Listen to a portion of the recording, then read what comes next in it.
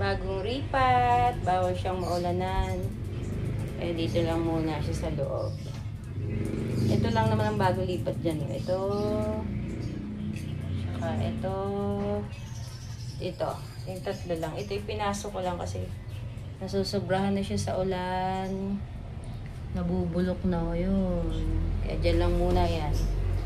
So, ito lang ang bagong lipat. Ripat. Pangit na yung paso. Tanggal na yung pintura. So, ayan siya guys, ang ating cactus. May mga baby yan na maliliit. Ayun o. Maliliit. Ayun din yung isa o. Ayan. Buti hindi natanggal pag hawak-hawak ko. Ito marami tong baby.